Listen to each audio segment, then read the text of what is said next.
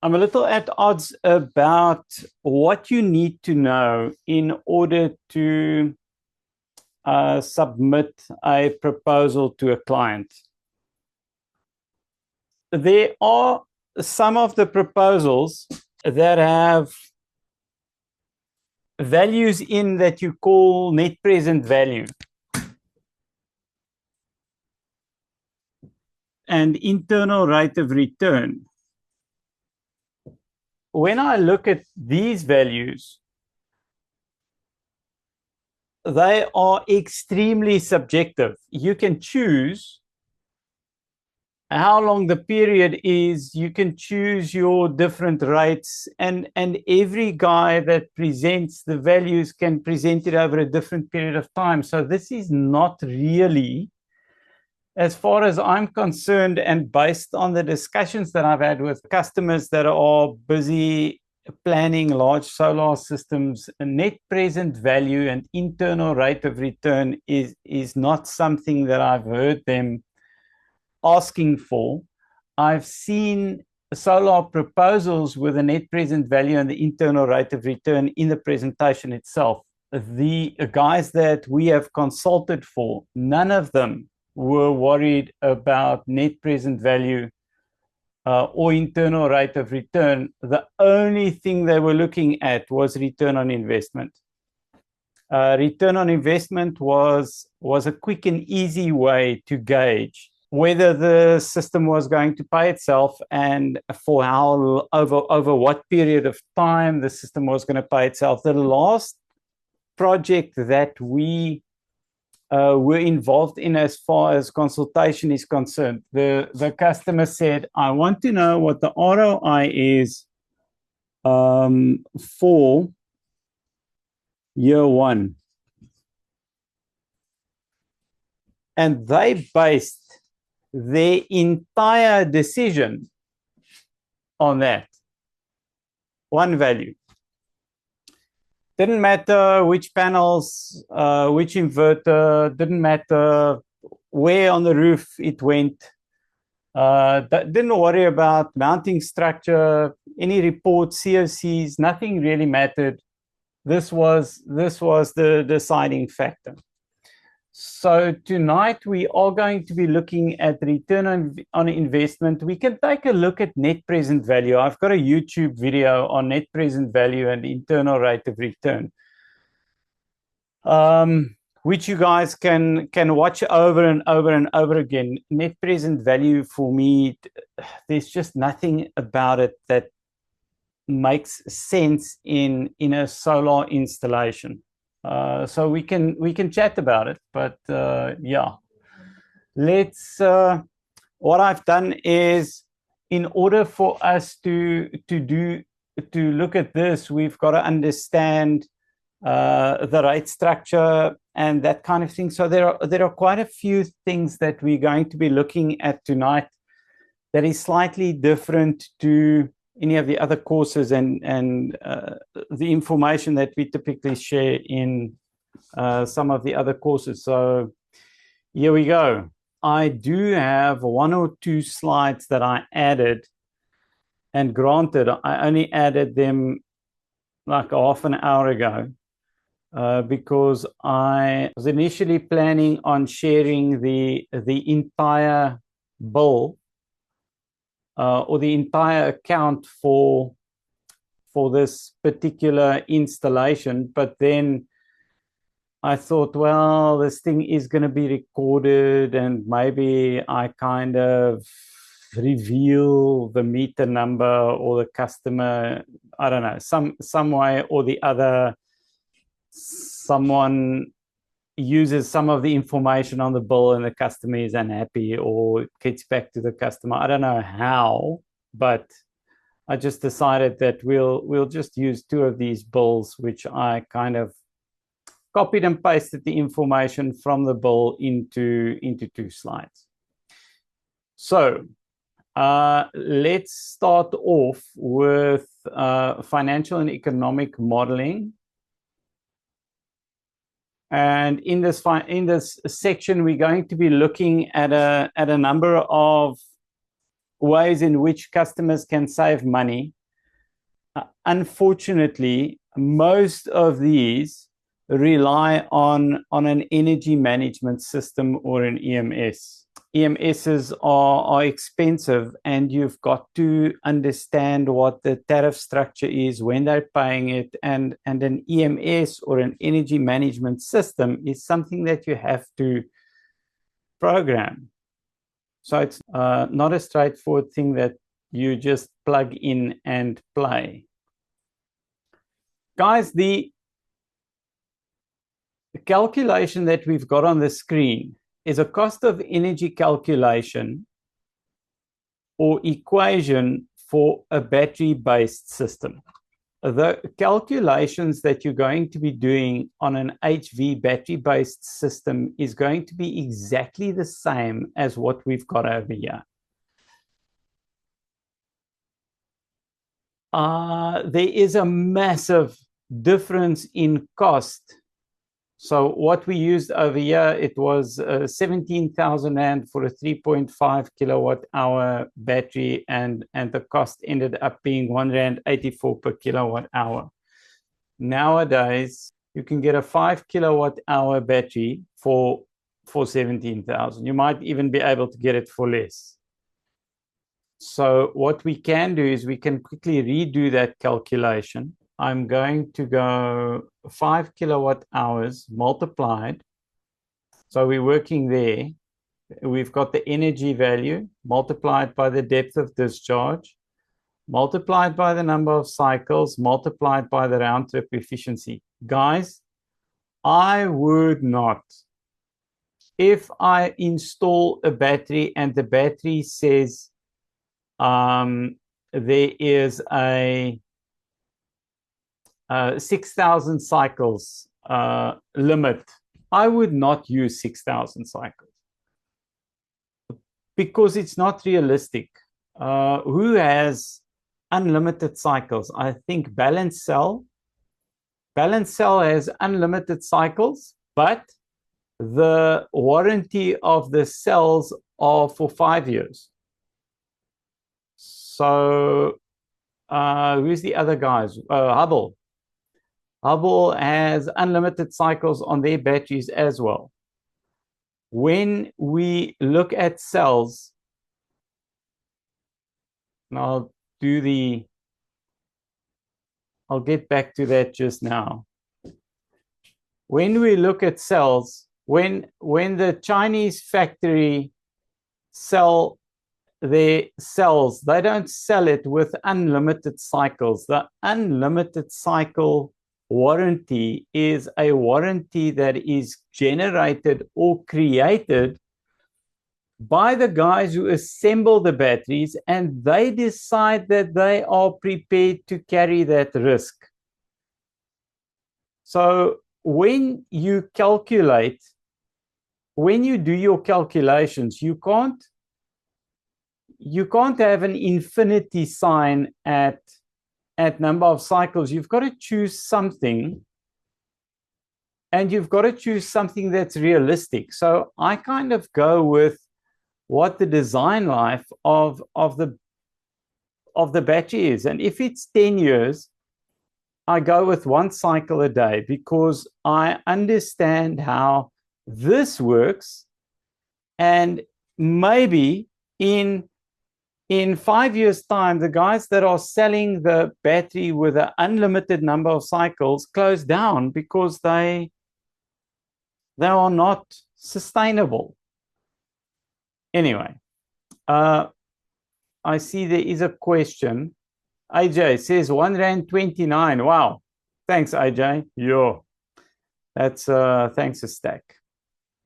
I'm going to just change that value. Guys, I don't know whether you got the same value as AJ. I'm going to just add 1 Rand 29 in there. So now we know that this particular battery, the energy in this battery is 1 Rand 29. Now, if the customer pays 1 Rand 29 for the energy that they get from Eskom, they are not saving money when they use their battery.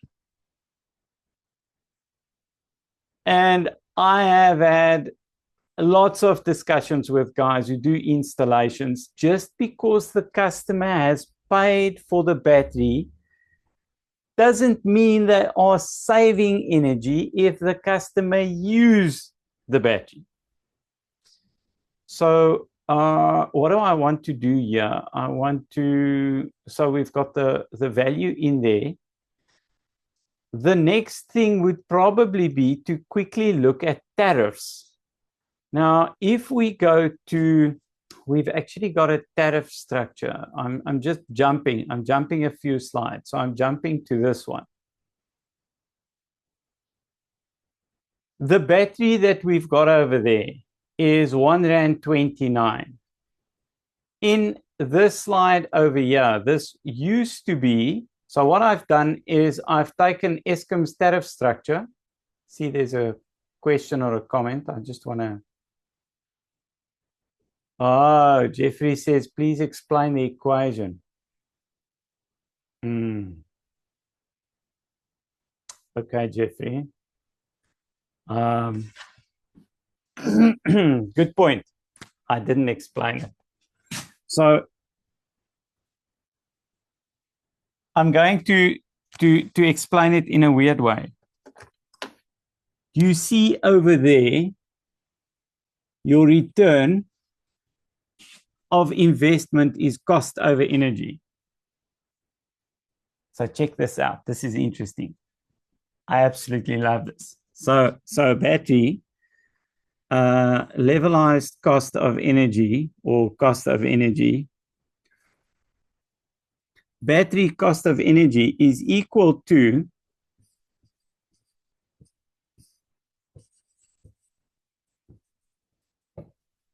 cost over energy. No ways. It's the same. It's the same. Yeah. Okay. Fine. You would have noticed. The only difference is the way we calculate this energy and the way we calculate that energy. So the equation is the same. The basis of the calculation is the same. It's just what we do with this value and what we do with this value. So in order to get the energy value that we get out of the battery, what we're actually calculating over here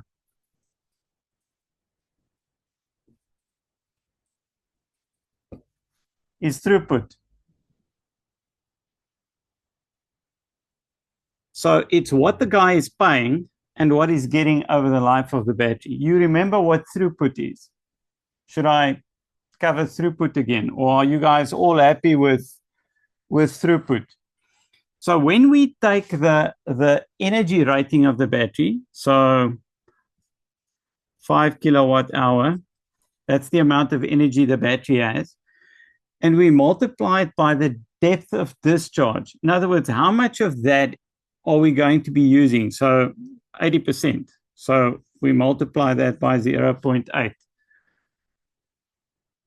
Then the next, so there we look at what are we going to use, and then we say, okay, well, let's multiply. That's what we're going to be using. How many times can we use this? Okay, well, let's calculate the number of times we can repeat that use by looking at the number of cycles. Hey, let's multiply that by 1 use per day over the next 10 years. 3,600. So that's what we use. That's how many times we can use it.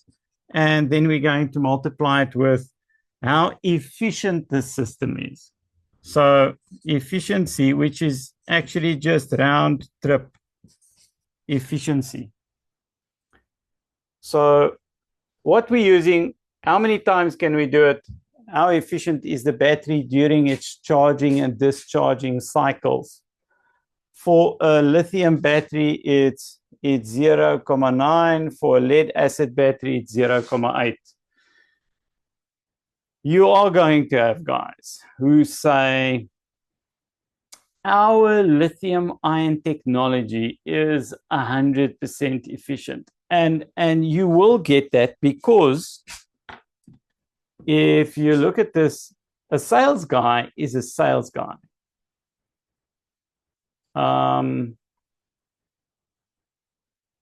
In this data sheet, look at this. This is fascinating. Over here, efficiency of charge for that lithium battery is 100%. So as a sales guy, I don't have a technical bone in my body. I look at this brochure, I go, yeah, that's what I'm selling. 100% right there. So I would, as a sales guy, I'm going to use that. I'm going to exploit it. I am going to go to every guy and I'm going to say, listen, dude, technology I'm selling is 100% efficient. Look at the efficiency of discharge. Now they're a bit more vague. Now all of a sudden they're not that sure anymore. So now it varies. It's kind of could be 96, but it could be anywhere between 96 and 99. That depends on a lot of external factors. And you'll find in the same way that Volkswagen's emissions that they claim on their data sheets don't align with what the car actually does or the distance it can travel. This is not realistic either. So just use 0.9 and then you know you are covered.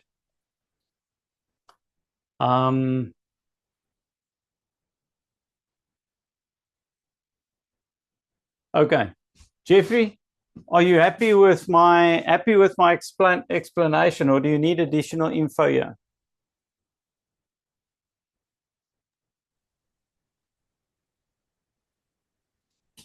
Carl?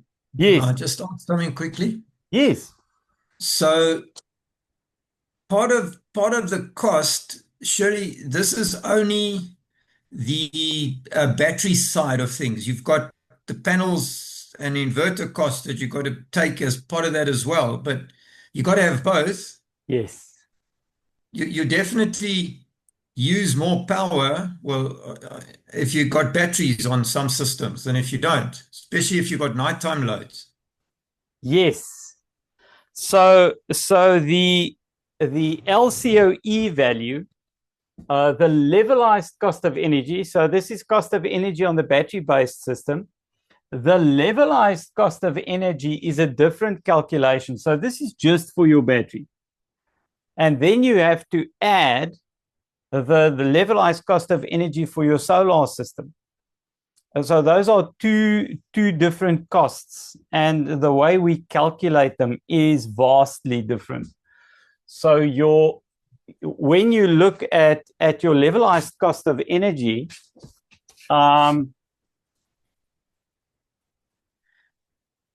So the calculation for the levelized cost of energy is without the batteries, hey?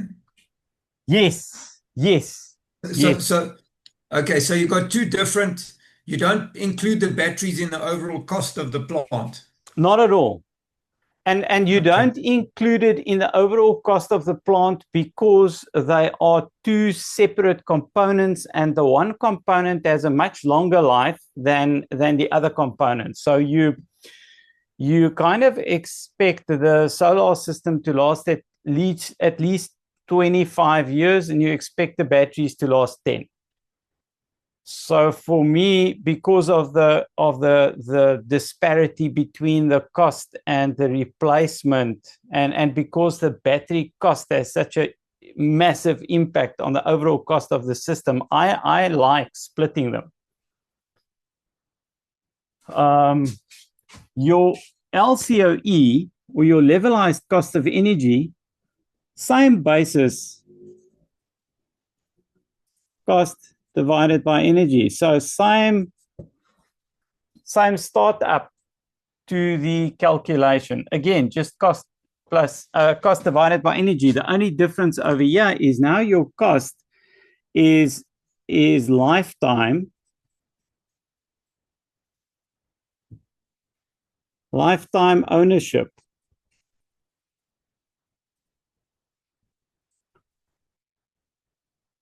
and this could be complex, but now when you look at how financiers look at the battery's cost, how a financier looks at a solar PV system's cost, they typically want to take this between 10 and 15 years.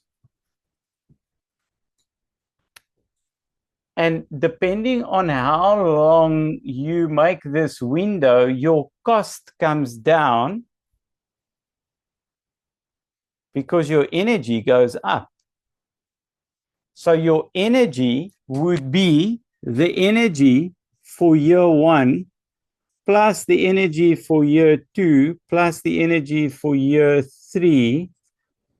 So the more years you add, the bigger your energy value becomes. So every year you make this calculation longer, that cost actually goes down. Does that make sense? Or should we do an example? Should we do an example quickly, guys? Very straightforward. Yes, please. Is it straightforward? Yo, I don't know. Well, unless you want to factor in every little nut and bolt and every bit of extra maintenance that you do. Yeah, you have to. How specific you want to be, because you can get a general indication, or you want to know exactly down to the last cent. It depends how much detail you want there. Well, so now you sit in front of the guys that are going to be adjudicating the project, and they say, listen, how did you calculate the cost of energy? Because your cost of energy might be substantially higher or substantially lower than your competitor's cost of energy. Let me just share my screen. In this section over here, that covers levelized cost of energy, and that section over there covers cost of ownership.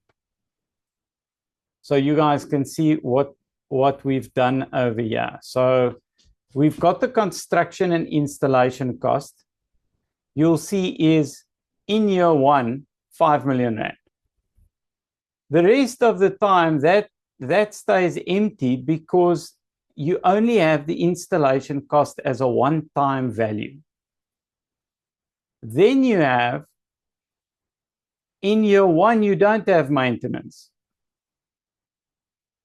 But in year 2, you have maintenance, and the maintenance value,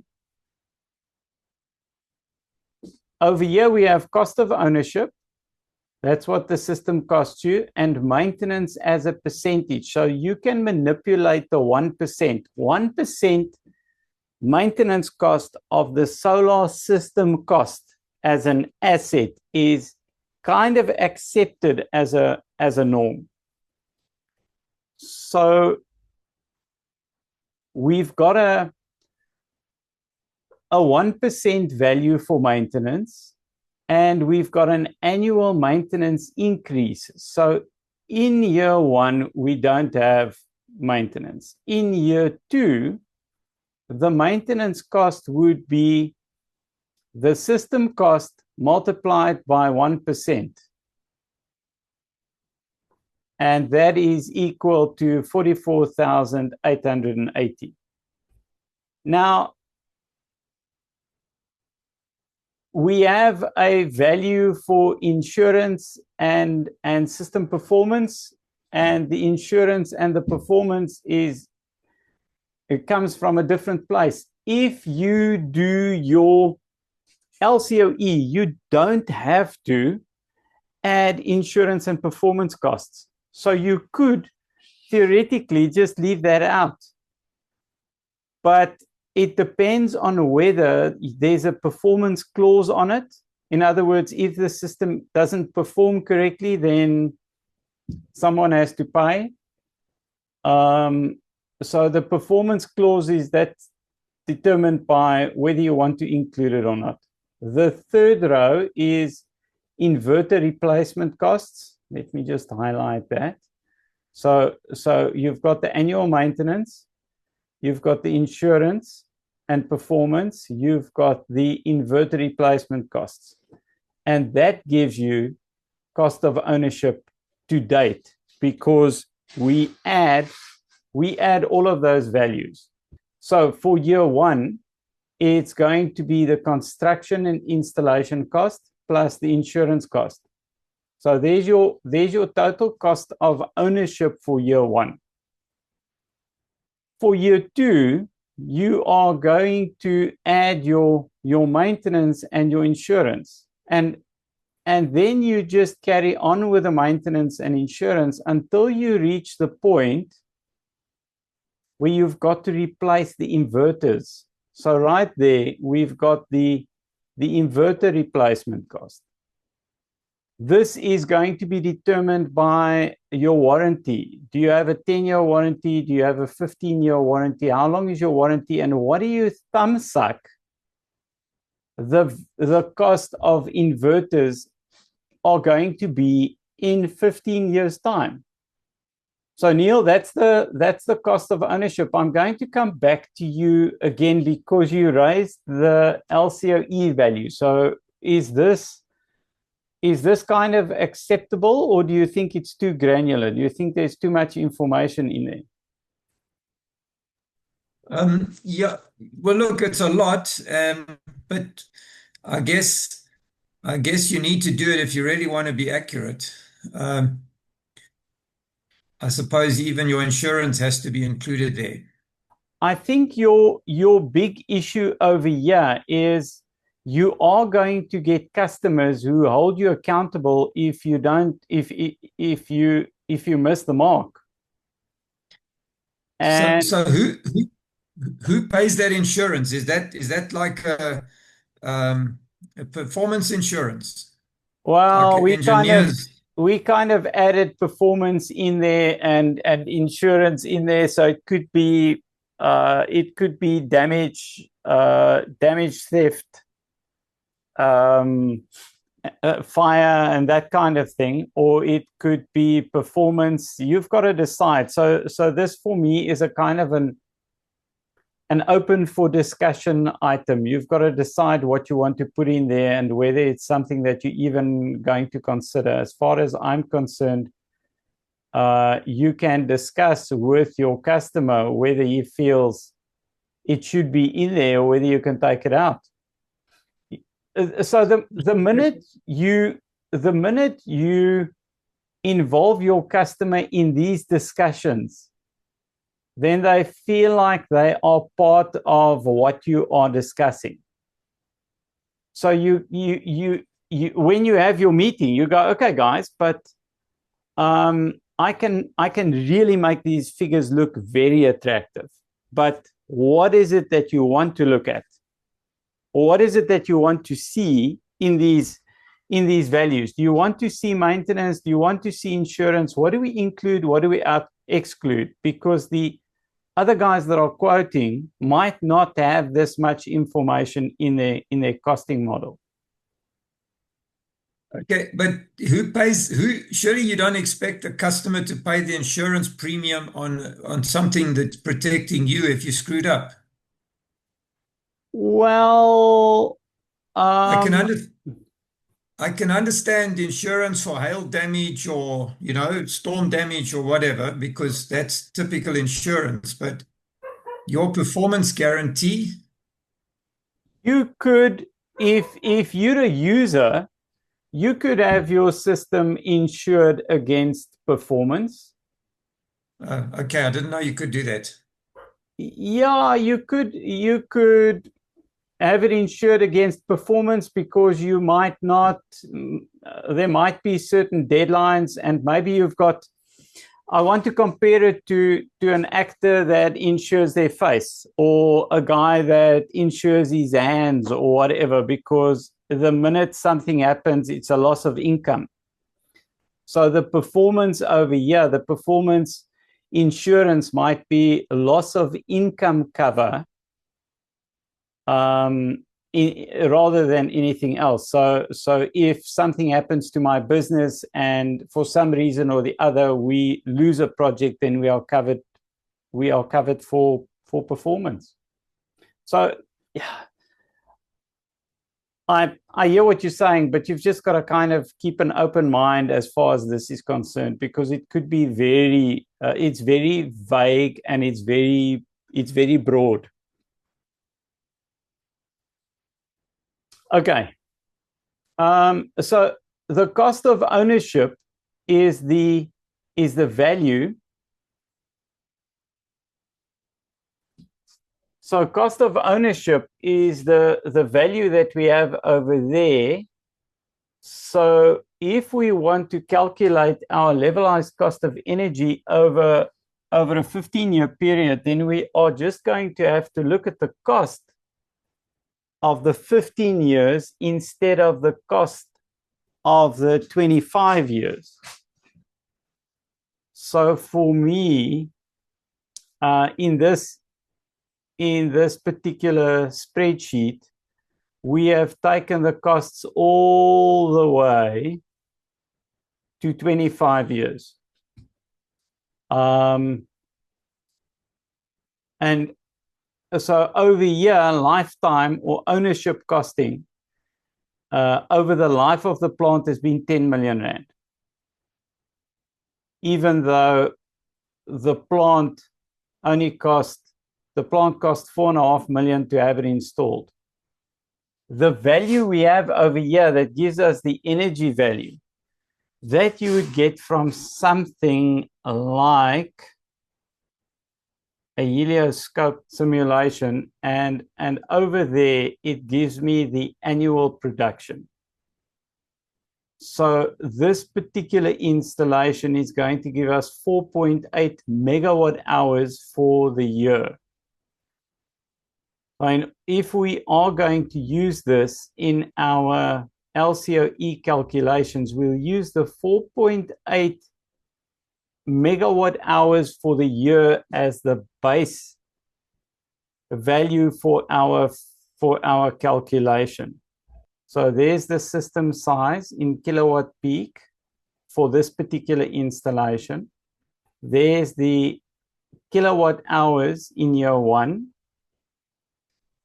So our 417,000 kilowatt hours for this particular plant, the annual generation sits there.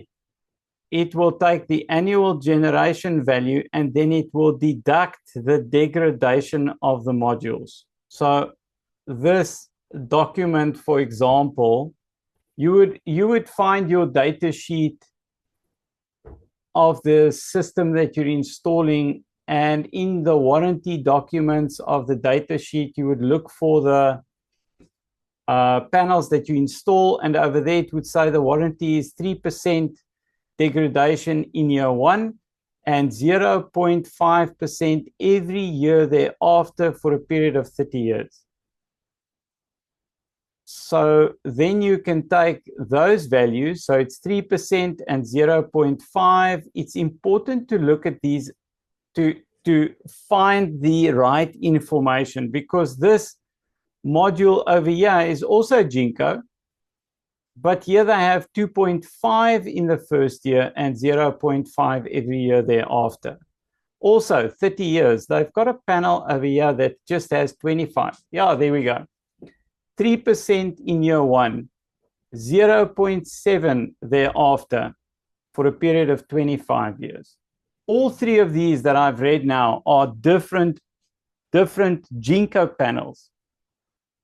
So it's important to find that information, get back to your data sheet and enter the correct value. So over here, it gives 3%. So what I want to do is I want to change this value over here. So guys, what I'm going to do is I'm going to change that value to 2.5, and I'm going to change that value to 0.7, and I want to see what that value is going to change to. If we change that value to 2.5, 2.5, hasn't made much of a difference. And we change that one to 0.7, 9.3. I don't think it's that major. I would be curious to see what difference it would have made in the payback period. So it's more or less the same. So it's still 3 years. What would that be? 12, 24, 36, 35 months. And that month sitting at 44,000. So if we change this one to 3%,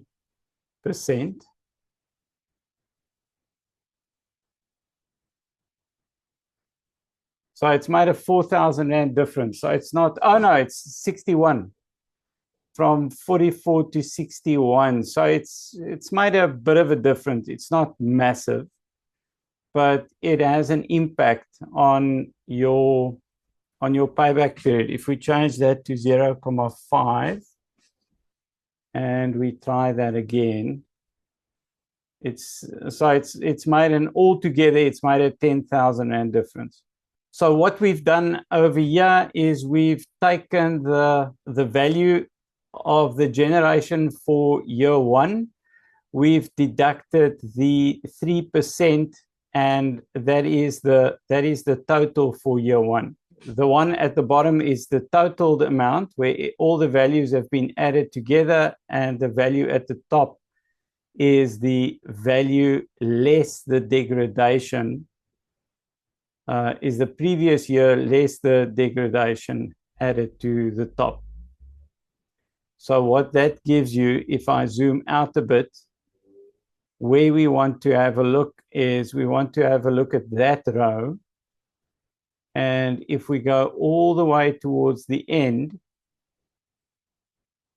that gives us the total of 9.5 million. What we've got over here is those values expressed as the levelized cost of energy for different types of financing mechanisms. So the lines we really want to have a look at would be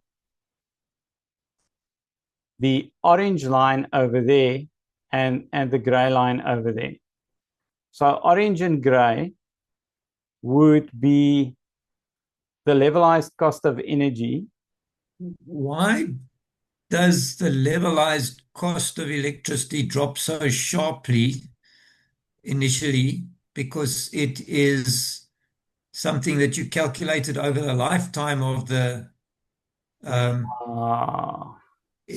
system, but here you show it decreasing. Why?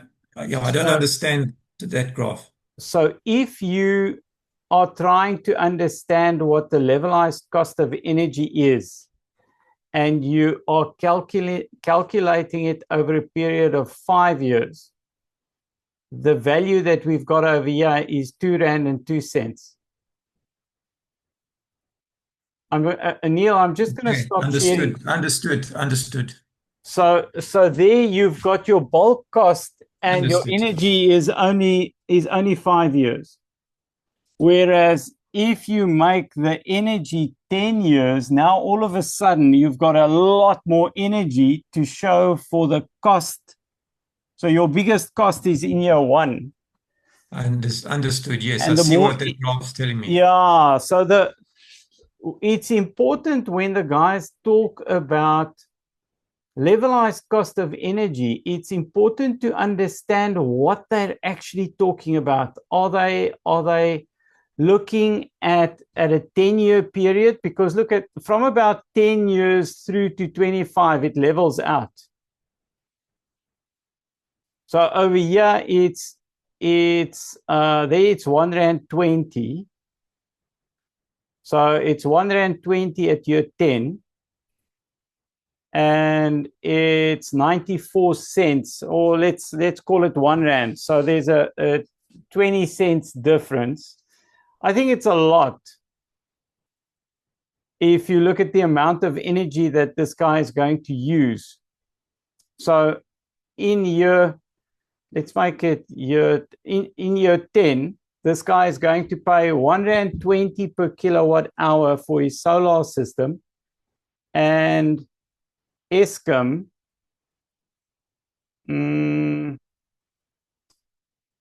energy blended tariff, this one, Eskom is going to cost him 3.52 Rand, and his solar system is going to cost him 1.20 Rand. And we can add or take lines away, whatever we want to show the customer. This is almost too much information for the customer.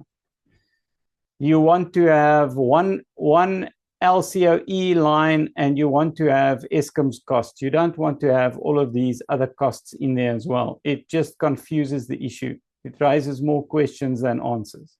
Now you've got the cost of energy for your solar system at 1.20 Rand, and you've got the cost of the batteries. Solar LCOE is equal to 1.20 Rand per kilowatt hour. Let's just make that 10 years. And then we've got the battery cost of energy was, if I remember correctly, 1.29 Rand per kilowatt hour.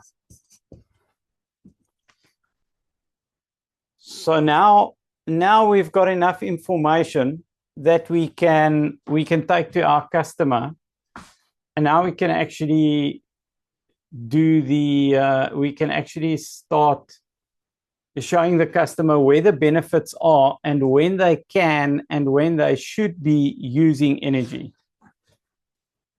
But in order to do that, we've got to understand their tariff structure. So for the tariff structure, you've got to look at what they're doing when.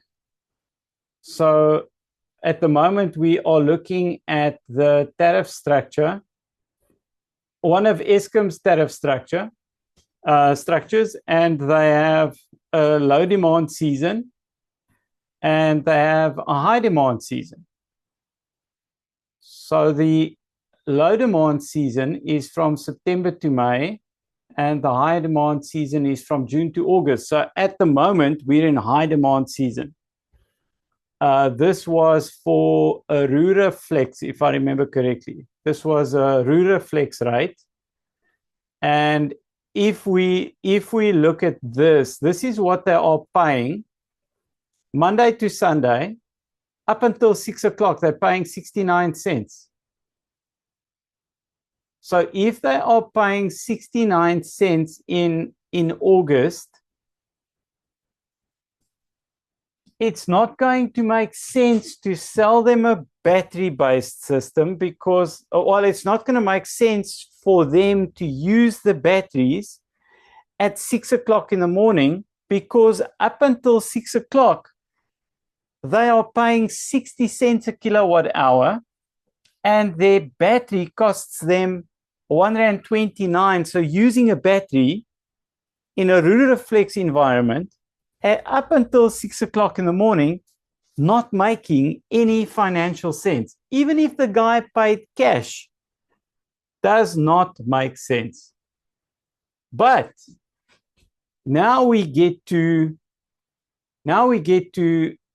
7 o'clock to 9 o'clock, Monday to Friday, all of a sudden, it's 4.24 Rand per kilowatt hour. Now we can switch his batteries on, depending on what his loads are. So now it kind of starts to make sense to use batteries. So over here, you want to make battery, you want to use cheaper power because it's 4.24 Rand per kilowatt hour. But the rest of the week, the rest of the day, it's 128, which is the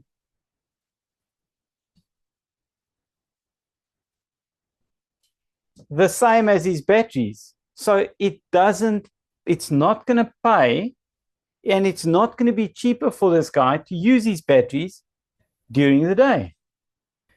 He's going to be using solar. His solar costs him 120 per kilowatt hour, and the cost over there is 128. So his savings are going to be marginal as far as solar is concerned. In off-peak periods, not going to make sense for this guy to run off solar at all, not unless we can make the solar system run cheaper. So let's go and have a look. Let's just quickly go and have a look. So what we've got in this graph is we've got, after 10 years, we've got a levelized cost of energy of 120. If we want to craft a solution for that guy, maybe up here, you guys would remember I said, let's do a carport structure. So let's change the carport structure. All of a sudden, we find one of his warehouses or a storeroom or something, and we go, no, but wait a minute, we can do a rooftop installation. So which cuts the costs dramatically. And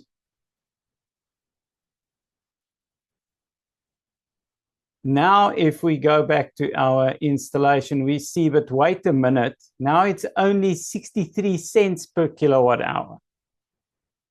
Now it's 63 cents. So it has changed just because we tweaked the design of our installation. It's changed the financial model. And now the cost of energy is 63 cents. So if we go to the back to the drawing board, all of a sudden now this whole thing has changed. Now it's viable. Now, all of a sudden, it's viable to supply solar there, and it's viable to supply solar there. Neil says, are these this year's tariffs? They look very low. So, guys, something that is interesting, and Neil, I'm not dismissing your question. What I want to show you that is epic. Have you guys seen the documents that Eskom has available? Eskom has a tariff comparison tool. I'm going to drop this tool in the group, but you've got your tariffs over here, non-local authority, so that would be an Eskom customer. You put your size of your transformer there. You select your tariff. I haven't played around with it, to be honest. You put your values in there, and then you go to your monthly bills and your tariff comparisons, so you can compare. I don't know, home power bulk to land rate 2 to business rate 3. So you can compare different rates with one another. And this thing will show you what your rate comparison calculator. So it's got a rate comparison calculator. This is insane. So if your customer is going to change tariffs, you can let them know before the tariff changes whether it's going to be beneficial for them to move to a different tariff. Happy to share the spreadsheet. This calculator you can actually download from the Eskom website, just as a matter of interest. Tariffs that you can download in an Excel format, rates in Excel format. There you go. So what I did was in the search bar, I just typed Eskom 2025 tariffs in Excel, and it gives you, there it says, click here for the rates in Excel format. I've got the comparison tool at the bottom. There you go. Your comparison tools are there. And then you've got the click here for rates in Excel format. So there we've got all the tariffs in Excel. It is amazing. Ruraflex. So that was Ruraflex, non-local. So Anil, to answer your question, that would have been a while ago, but there it is. R1 per kilowatt hour. Off peak, high demand season. R1 per kilowatt hour. Low demand season. Wait, let me get a highlighter. This is insane. There we go. Off peak, excluding that, 90 cents. Low demand season, high demand season pushes it up to R1.06, or just over R1 per kilowatt hour. That's off peak, so that'll be in the evenings. High demand season, standard time, so middle of the day, R2 a kilowatt hour. Low demand season, standard R1.45. So that's kind of what you're competing against is the R1.45 and the R1.90, because the peak periods are very short periods. It's just in the mornings and in the evenings. But look at that, R6. R6 a kilowatt hour. That is, whoa, that is insane. So no, they've definitely, that really makes it viable to fit the battery bank. But in some of these installations, so if you go Ruraflex, look at how big this installation is. Smaller than 500 volts. Smaller than 500, okay, but it has a transmission zone. In other words, how far the connection is away from the main connection. 900 kilometers. So they charge you for the distance that they have to distribute the power. That is interesting. So guys, you have to, unfortunately, find the tariff structure for where you're doing your installation, because you have to be able to compare this tariff with the other tariff. By manipulating the pricing slightly, we managed to get that down to 63 cents, which sounds about right as far as a commercial installation is concerned. So you've got to understand what these tariffs are. I had a guy on a wine farm, this one just around the corner over here, and he was telling the customer that she should use her batteries. You've got batteries, use them. And the cost of the battery was more, cost per kilowatt hour for using the battery was more than what her rate was. But because the customer had already paid for the battery, contractors think, or they assume, because it's been paid for, hey, it's free of charge. Lekker man. But it's not free of charge because the battery has to be replaced. So the cost, there is a cost to the energy, and you've got to understand what those values are in order to give your customer the benefit of the doubt. Okay. Next slide quickly covers generation runtime. Now, guys, I have not managed to find a lot of these tables. these tables are extremely difficult to find. I'm going to zoom in slightly. So before you get carried away on what you're looking at, I just want to make the font a little bit bigger. I don't know where to stick that image. Okay, so we've got in the right-hand side, we've got a fuel consumption chart. And what the fuel consumption chart shows us is more or less what Volvo expected their generators to consume in terms of diesel versus power supply. So if you had to provide 360 kilowatts, then it was going to consume roughly 90 liters per hour. This is it kind of gives you an idea of where you can go with this and what you can do in terms of calculations. What it has not been able to give me is other brands.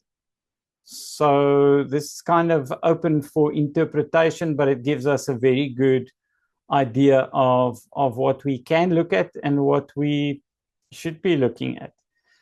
So you've got a mechanical power, you've got electrical power, you've got liters of diesel fuel consumed per hour. Then we've got the energy per hour in kilowatt hours, the liters per kilowatt hour, the rand per liter, the cost per kilowatt. It's really, it's if I have to be honest, I think it's a bit too much, and maybe I went a bit too far with this calculation. Does it have a lot of value? Yeah, I don't know, guys. In your Excel spreadsheet, there is a tab. So, Carl, that's actually quite interesting. Because I was with a client today when I work out his energy cost, including his demand charges, he's paying around 7 Rand a kilowatt hour, depending on how much he uses from Eskom. And you're saying that the generator costs are about 6 Rand something. So it almost makes sense to use a generator rather than Eskom. Yeah, so not entirely, Neil. This cost for me over here, when you look at a diesel, the diesel run costs, what I don't have in here is I don't have the cost for servicing and maintenance. And I would almost like to think that value in terms of real value that the guy's going to be paying once the system has been maintained and all the upkeep and everything, that value I think is going to double. So I expect for a 500 kVA diesel genset, it's going to cost you somewhere between 10 and 15 Rand per kilowatt hour, even though what we've got here is 5 and 6. I would like to just jump to this slide quickly and have a look at the cost per kilowatt hour. Now, and maybe this will speak to what you just mentioned, Neil. So I think this customer pays a network demand charge in Rand per kilowatt hour. She pays an ancillary service charge in Rand per kilowatt hour, and she pays an energy charge in Rand per kilowatt hour. So when we calculate the savings, the only values we can use to determine how much she's going to be saving if we fit a solar system would be all of the items in red.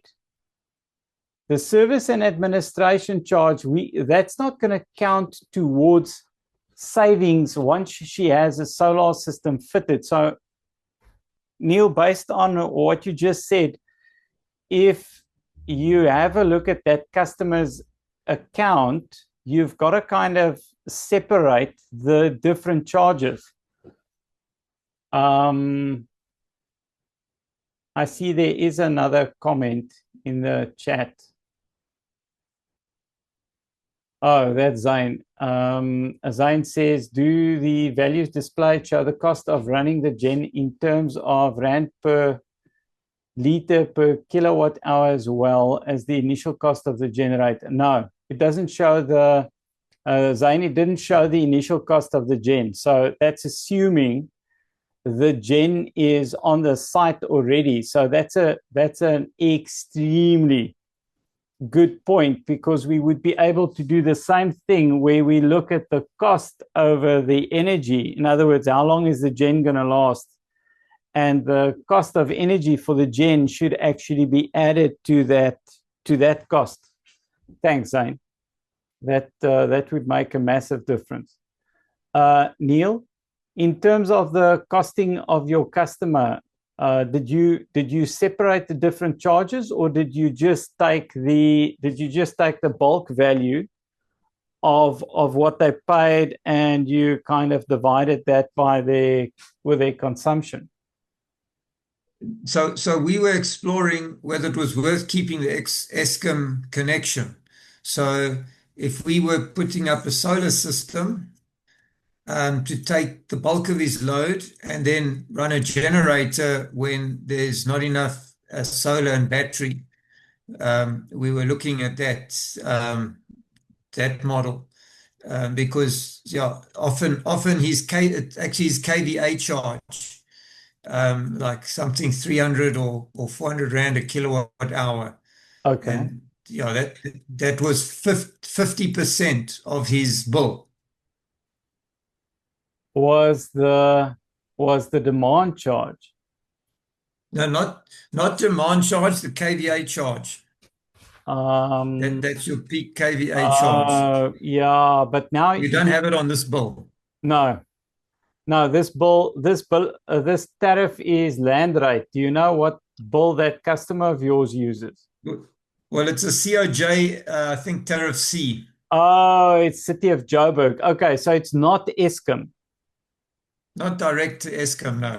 Okay, so then you would have to check and see whether it's a good point that you make, that Zane made there, that we mustn't forget to include the cost of the actual generator, because you got to run, that's got to be replaced in a couple of years' time if you're running it that much. It's got to be replaced. That was an extremely valid point, and it's not something I made provision for in that calculation. Yeah. So thanks for raising that, Zane. And Neil, your network demand charge, if your KVA tariff is so high, does this customer have an existing solar system? Yes. Okay, so if their KVA charge is so high, won't the customer benefit by just having a power factor correction unit fitted? No, he's got resistive. Most of his loads are resistive, and it's a switch on period in the morning when all the ovens heating up. Okay. But I will explore that, but their factory doesn't have many motors in it. It's a heating up period that they've got on their ovens. And it's a grid tied system at the moment. Yeah, it's grid tie. And they don't have batteries.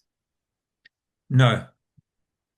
You must have a look and see whether you would be able to adjust the power from the inverters to be to have a reactive component, because that'll offset or fix the kVA on the load side of the plant.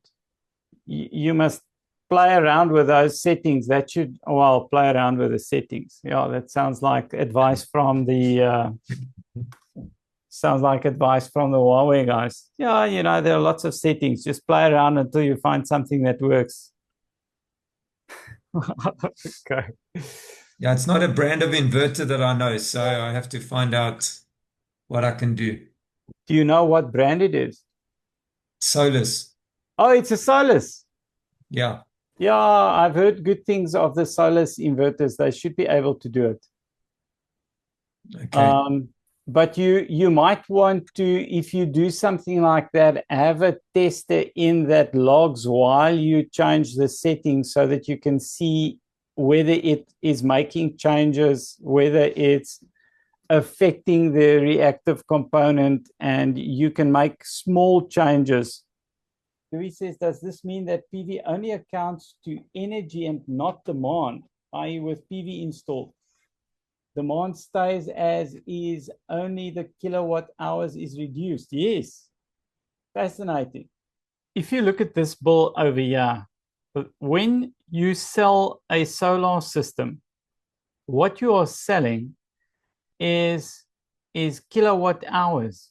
The network capacity charge is a cost that the customer is going to pay for, on a farm, for example.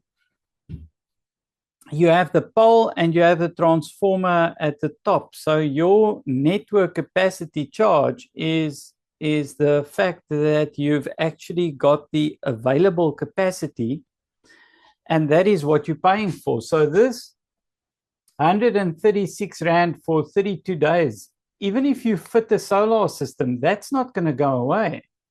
The service and administration fee, that's also not going to go away. So the only place where these guys are going to save is where we've got a kilowatt hour attached to the bill. Now, what's interesting here in this particular, and I've never worked on an installation where the guys were on land rate 1, 2, or 3, where the demand charge was linked to kilowatt hours. So if we go and have a look at, so what we've got here, we've got an ancillary charge, which is a charge that is calculated in cents per kilowatt hour. So for these guys, this will be reduced when you have a solar system installed. At the bottom, there is a reactive energy charge, and that is in cents per kVA reactive. So this is a reactive charge. So that's not going to improve. That's not going to become less when you have a solar system fitted. In your administration charge, then towards the left-hand side, we see a administration charge, and that's a charge at Rand per day. So that charge is not going to be reduced by a solar system. We have a service charge, that's a charge per day. That's not going to be reduced. The charge on the right-hand side is a network capacity charge. And here we have the network capacity charge in Rand per kVA. So that's not going to be reduced. So the only other costs that are going to be affected will be those. So the only costs in green are the costs that will reduce when you have a solar system fitted.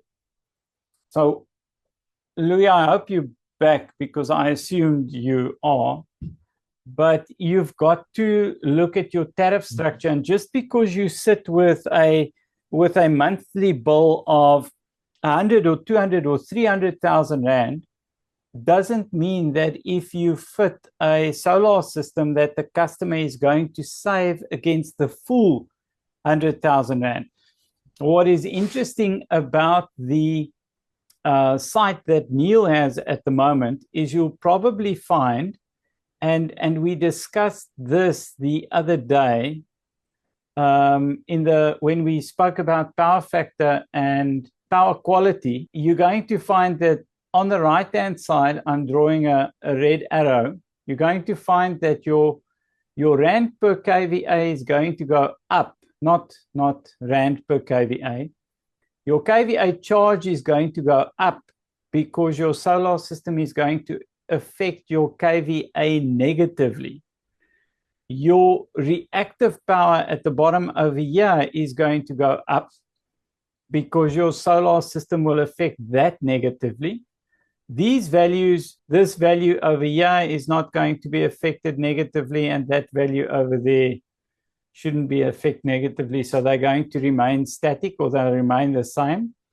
And you will have your energy costs there coming down, and these values coming down. But you're going to have some fluctuation. So some of your tariffs are going to go up and some of the tariffs are going to go down. Your job as a solutions provider, or someone that wants to save the customer money, is to determine what those impacts are going to be before the installation is being done, so that you can mitigate those risks. So the site that Neil is looking at the moment, that has the Solus inverters, I can almost assure you that the customer is not saving as much as they should, because the bulk of their costs have now gone into demand charges. So what's interesting, that's the other thing I wanted to show you here, is over here, our network capacity charge is in rand per kVA. Over here, our network capacity charge is not in rand per kVA. It's a fixed fee at 136 rand per day for 32 days. So different rates have different structures, and you need to understand what to do with those values and where they should go. And if the customer is not saving, this for me would be the place where you need to start looking.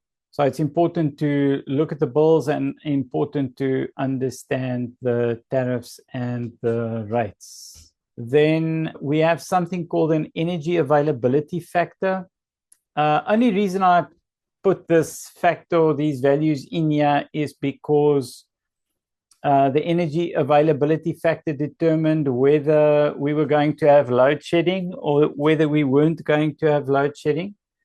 What you can access if you go into Eskom's site, so they have a demand side, they have a supply side, so they've got all sorts of fancy dashboards, and I find these dashboards extremely interesting, and the dashboards are all up to date. So the dashboards gives you, in this case, hourly renewable energy generation. So you could go and look at this, and what it will show you is it's going to show you over there, PV, wind, CSP is concentrated solar power, and then the purple is other renewable energy, which might be, I don't know, pumped storage or something to that effect. I don't know what the other RE includes, but then we'd be able to, on the graph itself, see how the days have been. We can see what the wind is doing, what the PV is doing. If we look at all of this over here, that's all wind, primarily wind. So we see that wind has a massive contribution. CSP at the moment is concentrated solar power, and the concentrated solar power is that, what do they call it? KAXU, thermal imaging plant. There's a CSP plant. They've got all of these mirrors around a tower, and these mirrors reflect light onto that tower. The tower has molten salt in it, and they use the molten salt to generate power after hours.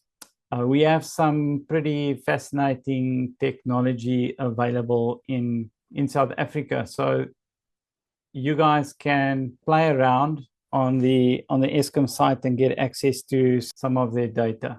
Energy availability factor was going down year after year, and that kind of showed us that we were going further and further away from having a reliable grid. And regardless of what the information is that's floating around, whether it's open cycle gas turbines or whether it's maintenance that has been the saving grace of the grid, at the moment we don't have load shedding. So somehow they've managed to make it work. It has severely disrupted the solar industry. The last couple of slides we go through, this is just a drawing. I'll get back to the table just now. So this is just a drawing that shows us the breakdown of a solar installation. This particular drawing was in the standard that is not going to be published, the 10142 Part 1, Part 2 standard. This drawing was in there, but this drawing is also going to be in the new solar version, the Annex X version. So if you want to have this copy, if you want to have a copy of this drawing, I'm happy to give it to you. The only thing that's really important in this drawing was, as far as I'm concerned, the main topic and the big debate was around bonding. So there we've got the green cable is bonded to the earth bar and the DB board. You've got your AC surge protection device. You've got your data surge protection device. You've got your DC surge protection device. All of these are bonded to one another, and then that is bonded to the frame of the solar panel. And then according to this, you can have an additional earth spike there if it's required, and you can have an earth spike here if it's required. So this drawing kind of gives you information on where to find the various clauses that can address earthing and bonding of solar PV systems. It is on page number 116 of your training material. So guys, here we are on the Excel spreadsheet. The Excel spreadsheet has wow, it has a lot of information in it. So where we want to start with this is, I want to just change the color there. Where do we start with this? This block over here is where all our municipal information goes in, all our tariffs. But the question that Neil has just asked and what we are trying to answer is the levelized cost of energy. So I'm just going to show you what you need to know until we get down to the levelized cost of energy. So then if we scroll down a bit, these yellow blocks you see over here are blocks that those blocks there are blocks where you manipulate the values, and those values that you manipulate there is going to change your payback period. So right at the bottom, I'm just going to zoom out slightly. Right at the bottom, we have three tables. So we have this table covers when the customer pays cash. We have this table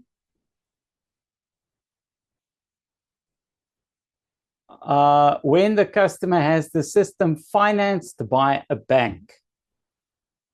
And then we have this table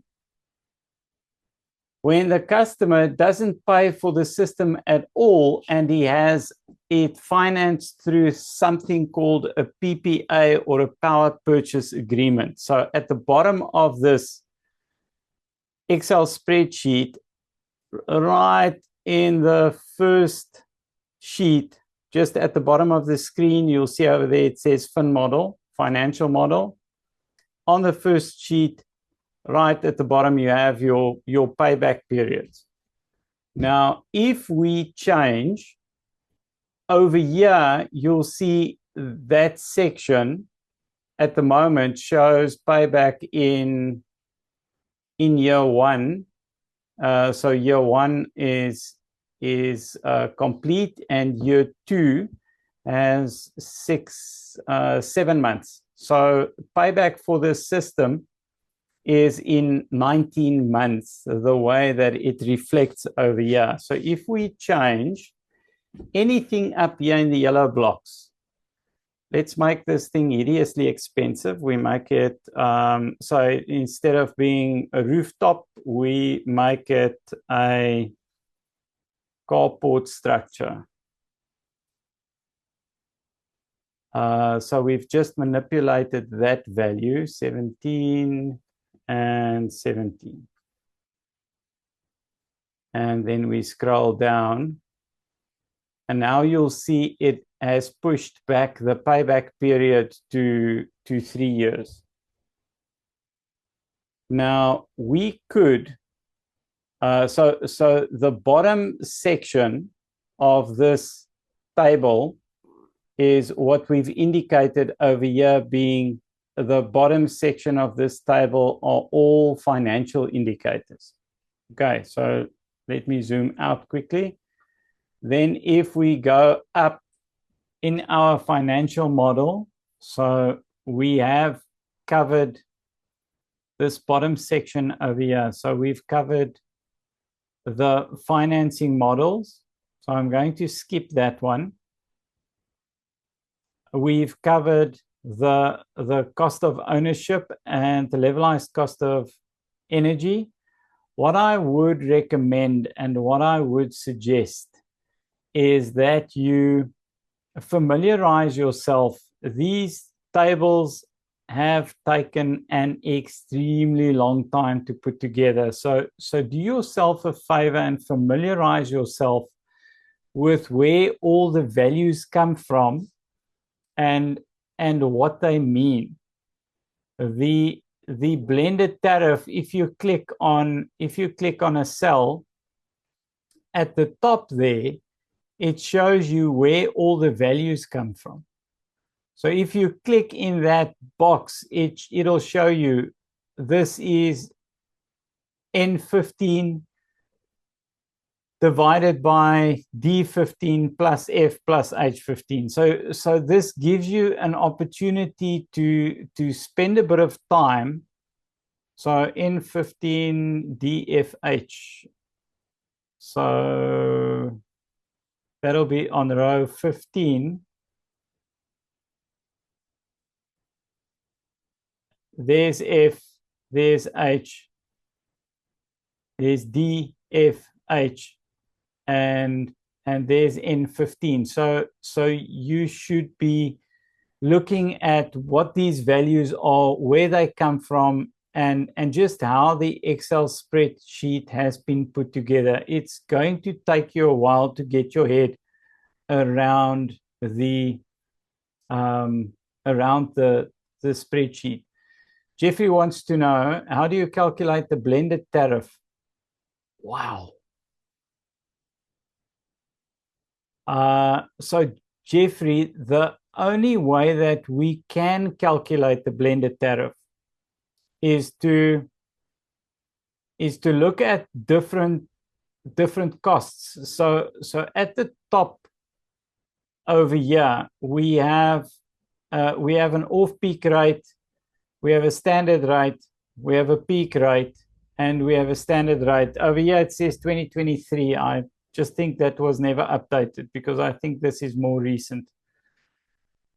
So we've got all of these tariffs. If we add all of these tariffs, so this over here, if I zoom out a bit, that column there represents our kilowatt hours that come from our bill. When we look at our bill, we will look at the energy charge, which is R2.08 per kilowatt hour. And what I think we did in that one is we took the 208, for example, and we took the 5897. So we would have taken, oh, come on. We would have taken that much energy and we would have taken that amount there. But because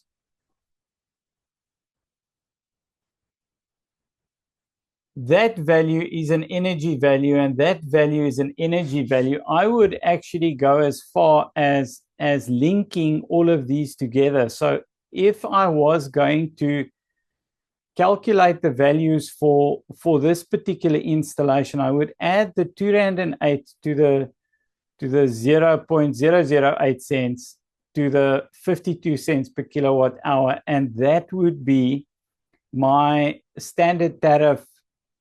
That would be the standard tariff for this particular site.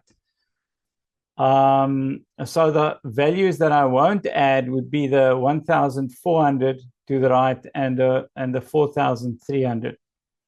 So Jeffrey, I hope you're following. Then, okay, Carol. So yes. Are you saying that we add the rates? So you've got to look at your tariff structure. Give me a second. We are seeing over there is a meter number. We can see these guys are on electrical commercial. Their current and previous, so that's their consumption. So they used 78,928.5 kilowatt hours. What these guys don't give over here is they don't give a tariff in rand and cents. So what I would do in this case is I would calculate my tariff in rands and cents because it's not given. So I would take the total that they're spending, which is 118,000, and I would divide that by the kilowatt hours to give me a tariff.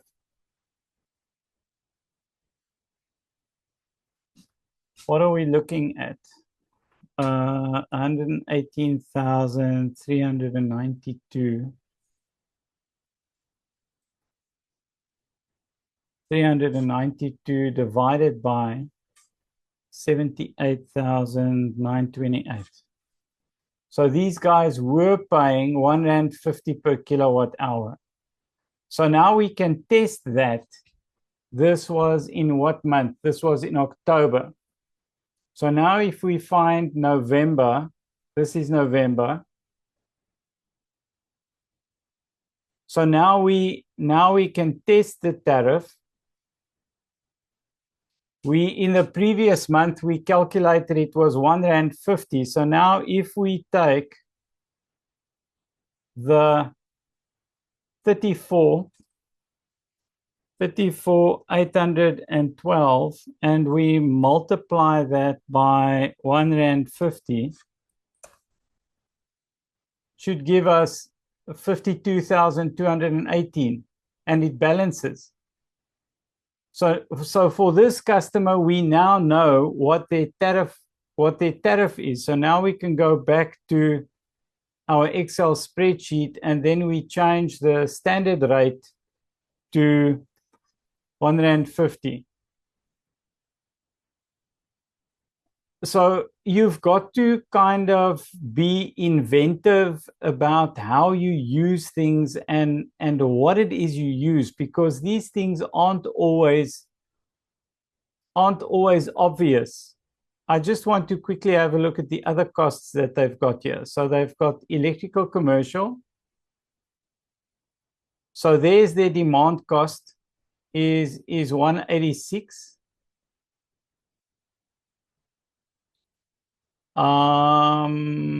That's the amount of kVA. And then the rest is all, that is water, and that is water.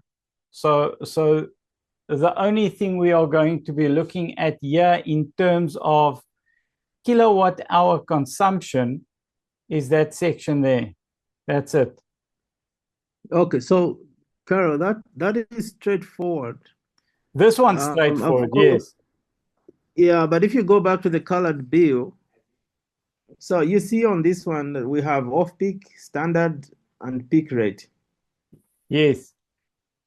So if you put in a PV system, all three are going to get affected. Yes. So the way this program has calculated blended tariff is it would have taken all of those costs. So in this particular graph, we only have standard consumption. So it would have taken the total of the standard consumption. So it would, we have a high demand season. You see on the left-hand side. I don't know if I'm not being very obvious. So over here, you see where I'm pointing. Yes. We have high demand season and low demand season. So the tariff over here is going to be different in high demand season compared to low demand season. But when we add all of those, we take all of those kilowatt hours, it gives us a total. It gives us a total there. So if we now take the total there, which is the 807,000, and we take the 1.5 million and we divide it by the 807,000, that gives us our blended tariff.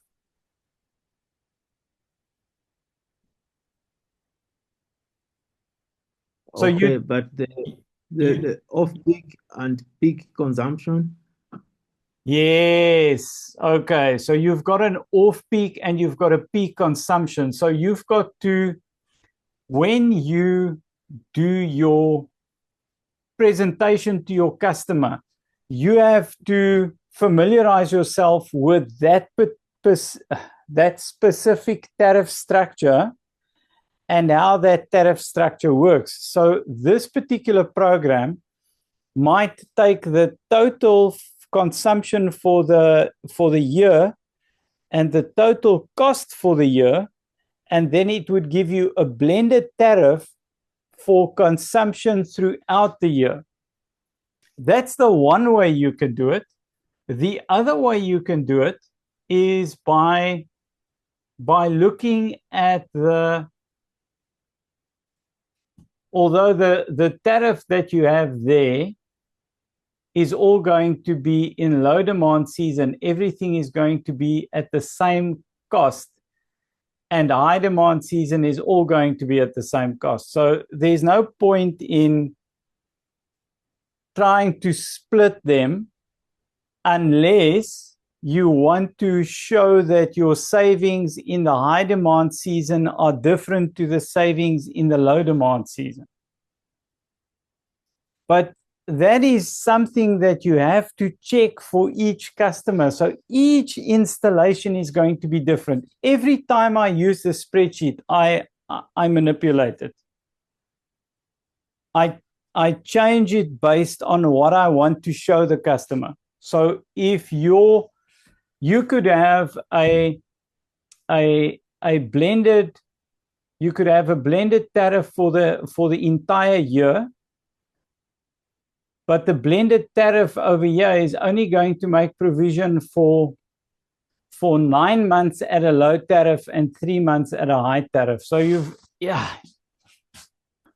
there is no one solution for this type of thing. You've got to look at how you're going to address this and how this is going to affect your pricing. And that probably doesn't give you the answer you're looking for. Yeah, you actually explaining it. So I just wanted to add that if you want to do an accurate analysis, you do it for each season and then check the savings that result from the individual season at different rates. Yes. Okay, thank you. So what we did over here is if you go down, so over here, we kind of broke it down into 1 month out of every quarter. So you had January, April, July, and October. And that's the kind of thing you would do. But this over here is solar production and not so much consumption. So I hear what you're saying and I agree. But then you're going to have to probably make some changes to this table over here. Yes, Carl? correct. Yes. On the thing there on the bottom tab, you've got that thing there. You got your fin models, sheet 1, then you got that thing that says helioscope values. What is that about? Okay. So in this model, there are lots of different places where you can make changes. When you do a helioscope simulation, on the top right-hand side of the screen, it asks whether you want to have it in PDF or whether you want to have it in CSV. So you can download your helioscope simulation, and I think someone told me that you can do it on OpenSolar as well, where it downloads your entire year's worth of generation. So as I'm scrolling down, that's a full year's worth of data on the left-hand side over there. So it's just rows and rows and rows of performance from the solar panel. And you paste that entire, from the top to the bottom, you paste that entire year's worth of data into this page over here. And it's this page that gives you the performance of the solar system on the front page. So this page gives you all of the performance data from the solar system for the entire year. So you copy and paste, and it's in the same. Is that designed to align with the CSV values from Helioscope? So that's what the data looks like that we've downloaded from the Helioscope simulation. Then we select the first column and we go into data and we select text to columns. Text to columns. And then we go delimited, next, comma, finish. And then it gives us all of these rows and rows and rows and rows of information, which the only one we really want is grid power, which is the very last one. So we hide all the others. Yeah, you can either hide all the others or you can just copy this. The issue that I have with these is that all I was trying to do was just to select all of the cells faster. So yeah, I get that. So, and then it gets placed there from, okay, on this one it's 210101. So that will be your first data point. Then we go back to this one, and so there's the grid power value is there. So you should actually be able to, let me just see if I go back. I'm wondering if I do that and I go in here. So in the one that I've selected here, it starts with, so it starts with 3.41. And I've just selected that entire column. Let's just see if we paste it. Yeah, it's still not the same. But anyway. You mustn't include that grid power. I'm gonna leave it there. Okay. So this was just me playing around to see what the graphs look like, because they don't produce nice solar curves on every day.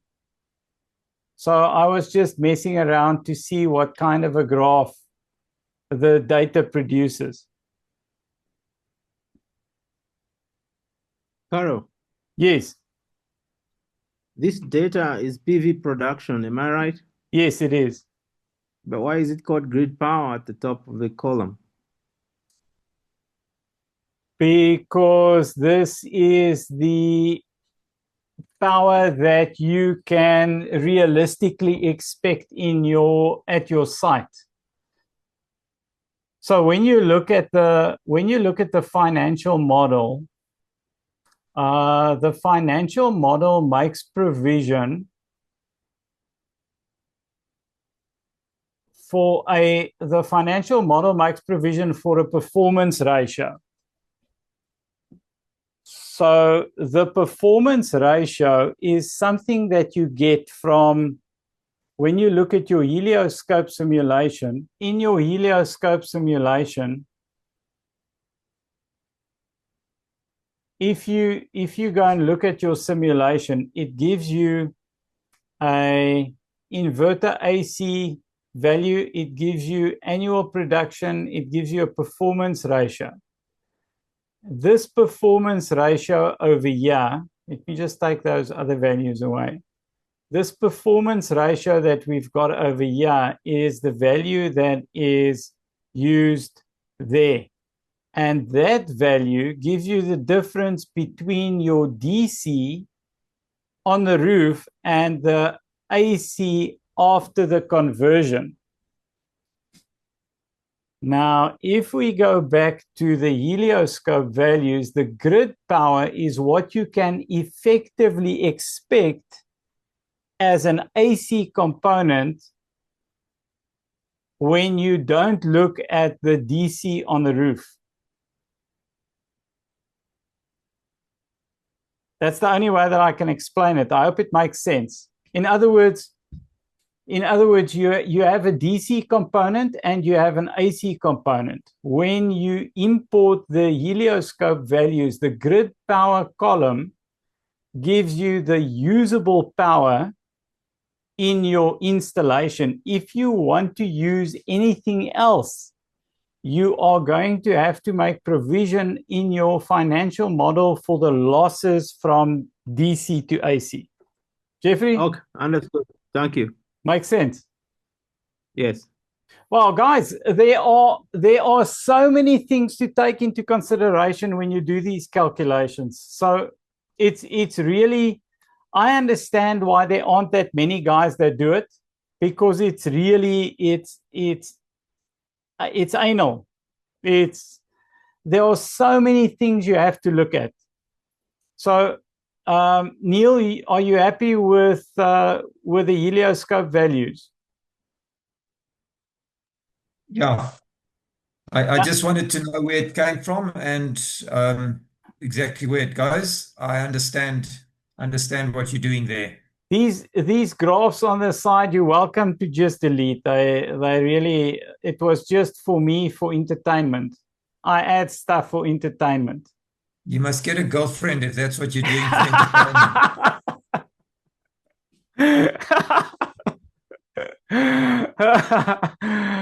Yeah. Okay. If we move on to the next tab, so the diesel savings is the tab where we add all the diesel savings from the course. So I'm going to skip that one. It's not a sexy sheet. I haven't colored anything. I haven't drawn blocks around anything. It was just where all the base calculations were.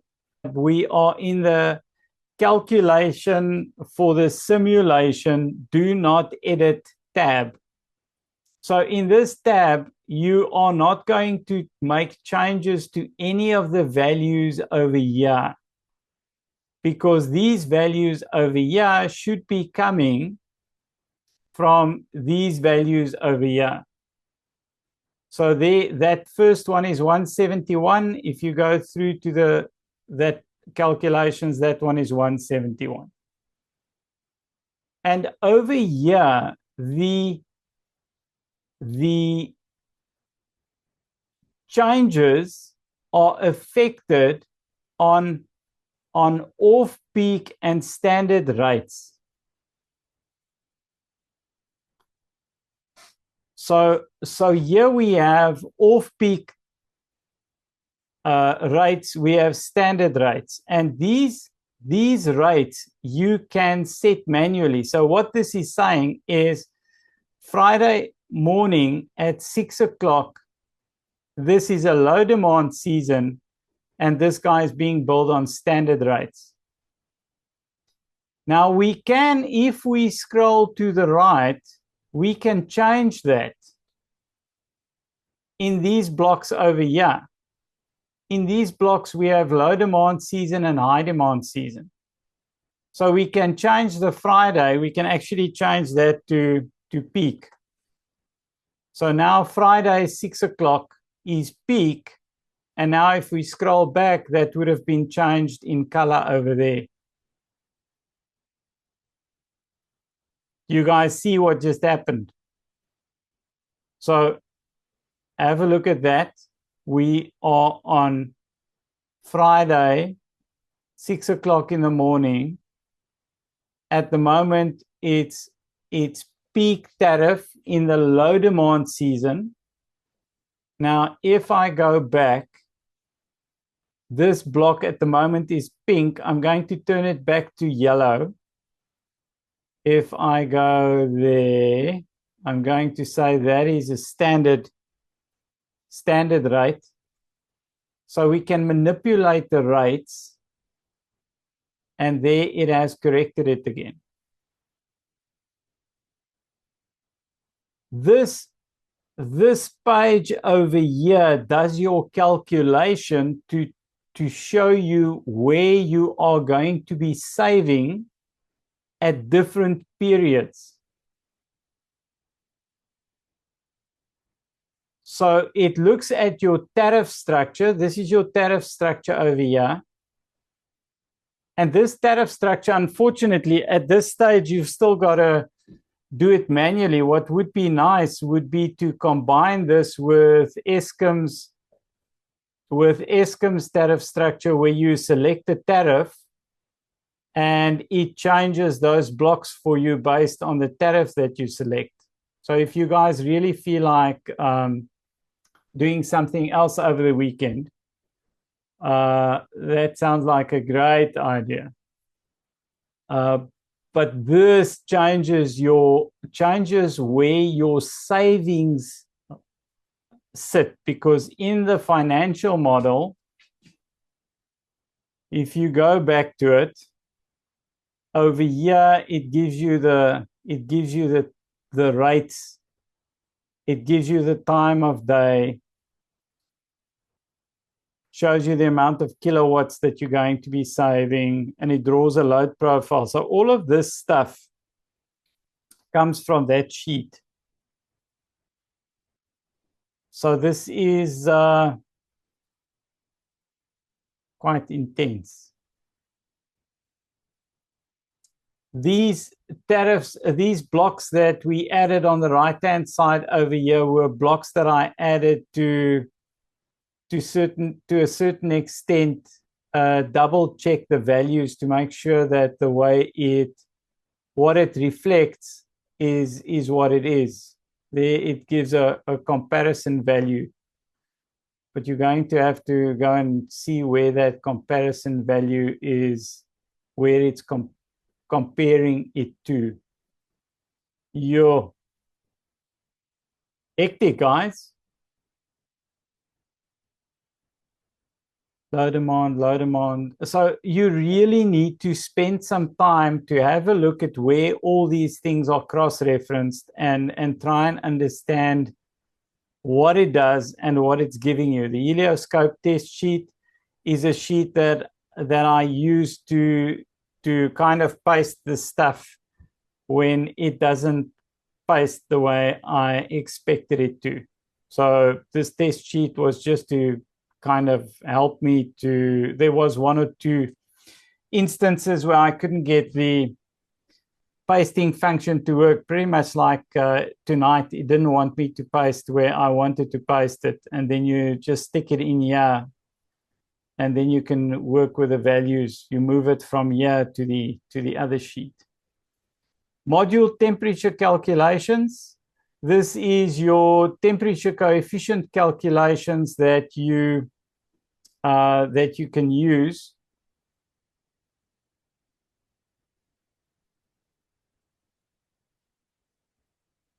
to calculate your module strings by looking at, so over here you can enter your temperature coefficient, you can add your voltage values, voltage impact on temperature. Carl, just a quick question there on that thing. Is there a typo there? You've said line 9. How hot will your cells become? -5. How cold? 60. Is something? I think you've got those values inserted wrong there. How hot do you expect? Yes, that is a typo. Which is it the values entered incorrectly or the question incorrect? That would be cold. Okay. And that would be hot. Okay. And that would be, I would rather make that 80 and make that -15. That's the way we normally do it. And then over here, it did make some changes to that value. It should have, what do you expect the cells to become? I just want to see if oh yeah, it does. It updates the voltage value.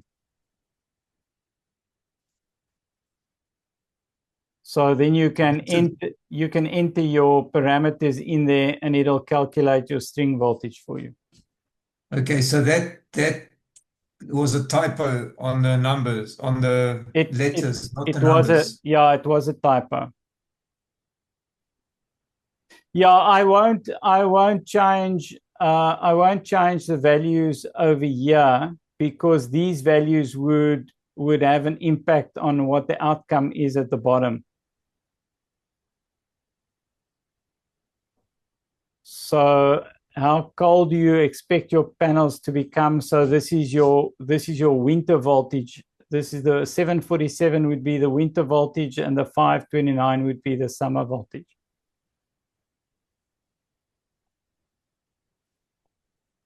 Okay, and then you've got all of these values over here where it kind of shows you per that's your temperature. Those are your temperatures there, and those are your string voltages based on the number of panels in the string. Wow.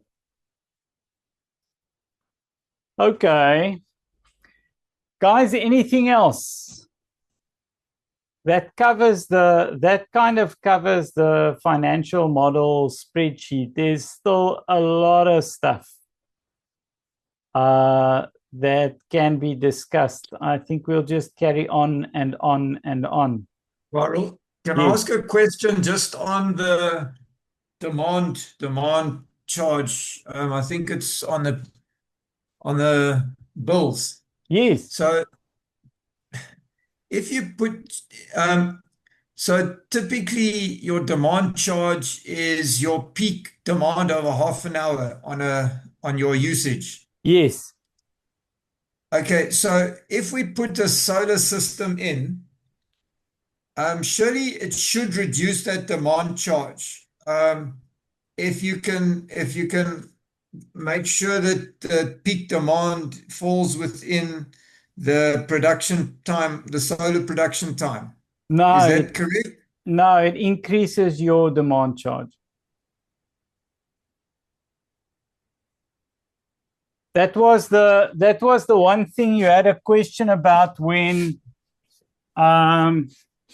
we covered power factor. Is demand charge only related to power factor? I would like to say yes, but it's not. If it was, in my mind, demand charge is always related to power factor. But if I look at a bill like this, then this says to me demand charge is not always about power factor. So if we take, let's just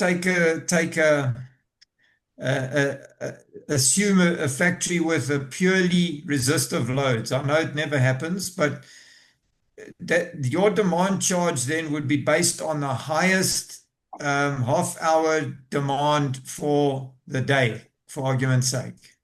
Yes, for a period. So let's say they've got an oven in a factory that draws 80 kilowatts, and it's an element. Okay. Right. So now you switch that. Let's say it's a bank of elements, and the maximum demand is 80 kilowatts. So your demand charge, your kVA demand charge would be 80. Not so. It's supposed to be 80, but you are going to have things like lighting, and maybe there's a control board or something that kind of skews it. If it's purely resistive, okay, so let's go with a purely resistive. Yeah, okay. I said it's just a hypothetical example. It's 80 hypothetical example. You got an 80 kilowatt oven with a bank of elements, and so when you switch on those elements in the morning, all of them come on. We've got 80 kilowatt worth of kVA. 80 kVA. Okay, Can we just to give this a little bit of an angle, can we make this 85 kVA? Happy with that. Right. Now I make sure that my solar, let's say they turn that on at 8 o'clock in the morning, and every morning my solar is producing, by 8 o'clock, is producing 10 kilowatts. So could we then reduce the kVA demand to 75? No. Theoretically. You have to go and have a look at what the reactive component is. And you can only do that with logging. You would only be able to do this with logging. You couldn't calculate it from the bill. I have a logger Yeah, but I've got to get one. Yeah, man, I've got a logger in Joburg at the moment that you'd be able to get in a week and a half. And I'd be happy to loan you the unit, you install it, you have a look at. We have a look at what the factory does, and maybe that'll help. Okay, so I can't tell a client that if he puts batteries in and what, so during that morning period, he stops the drawing from the grid, that initial startup period. No, I'll still get that same 85 kVA. You can't do anything unless you know what this component is. Okay. Because you don't know to what extent this component is affecting his kVA. This determines that. Okay, so let's just take a hypothetical. I put in 80 kilowatts of batteries. So when he switches on at 8 o'clock in the morning, all the energy comes out of the batteries to run those elements when he starts at 8 o'clock before the sun's getting strong. Am I still going to have a demand charge of 85 kVA? If you are still connected to the grid, I would like to say yes. Doesn't make sense. Yeah. We can test it. So that's that's the nice thing about having a logger installed. You can play around with it, and you can say, well, if we do this and then we do that, so we do this for one morning, we do that the next morning, and then we compare the results with the logger. Well, then you can see physically what is busy happening on your network. Because that's very important. That kVA charge in non-Eskom sites is a massive component of the bill. And we always trying to get rid of that, because 50% of his cost comes from that. And so he's happy to spend $500,000 on a battery if he can save. Okay, in this case it's 85, so at 85 kVA on the one, it's at 200 or $380. That's quite a lot of money. What type of lighting does he have in the factory? Fluorescent, no, LEDs. Okay, so he has LEDs, and do you know how many LEDs he has? I saw the site for the first time today. I can't tell you, but he says most of his load is ovens. They bake powder coating and stuff there. That's what a lot of their load is. Okay. So I said, okay, he switches on at 8 o'clock or 7 in the morning, and you see the spike. It shoots up to, well, it's 100 and something, 142 kilowatts on the logging, on the inverter. Okay. But do you have access to the inverter's data? Yes. I've just got it today. Okay, so maybe we should have a look at that. It might not even be necessary to fit a logger. Okay. That would be fascinating. That would be very interesting. And I'm telling you where this guy is harmonics, the issue on this site. Because, that 85 kVA there on its own represents about 40 to 50,000 Rand a month. Okay. And so you can buy a lot of batteries for 50,000 Rand a month. And if it's not going to fix the problem, I'll have egg on my face and he'll be very angry with me. Yeah, I understand. The best would be to fit the logger, have a look at what the harmonic profile is, what the power factor is, and then make a call, and then you've got factual data. Okay, that'll be very interesting. Yeah, yeah, I'd be curious as well. So my logger is in Joburg at the moment. It's actually a guy in Alberton that is going to install the logger. It's going to be installed for a week, and then we can move it. Okay. I can. Oh, it's Thursday. Yeah, he's going to be installing it next week, so we could organize something for the week after next. Perfect. Okay, thank you. And it's the nice logger that I have there. It's the one that measures harmonics. So that'll be good to see. Okay. So Jeffrey then says, who's typing the essay? Zane. Jeffrey says, have you shared this worksheet? Yeah, Jeffrey, it has been shared on the WhatsApp group. If you haven't found it, let me know. If you can't find it, I'll have Anne email it to you. Then Jeffrey says, how is peak shaving achieved? You have to use an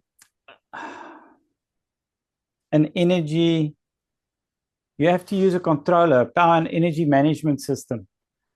And then you kind of look at what the best time is to inject power into the system, and you do it at the time where the costs are increased. Zane then says, in a hybrid solution with batteries coupled to it and all loads are connected to the inverter and are supplied by the batteries, PV and grid, and total loads run at plus minus 300 kilowatts. How will the inverter affect the grid power in terms of kVA when the inverter pulls power from the grid, let's say at a value of 100 kilowatts to supply loads in combination with batteries? Guys, if you have, so this is fascinating. For those of you that can't stay longer, you're welcome to log off. We are recording the session and it is going to be made available, so you won't miss out on any information. I just want to answer one or two more questions and then we're going to conclude the evening. The reactive power that you have on a site. We started with this and we're ending this session with this. The reactive power that you have on a site is created by the loads. Your inverter sits here. Your municipal supply sits here. So this is where your municipal supply and your inverter power sits, but your reactive power sits over here. So this does not have an impact on this, not unless you address the reactive power. So as long as you have an inverter pushing power into the network over here, but the power that it is busy pushing in, it's pushing in at unity. In other words, where 1 kilowatt equals 1 kVA. If it pushes power in at unity over here, this value stays the same.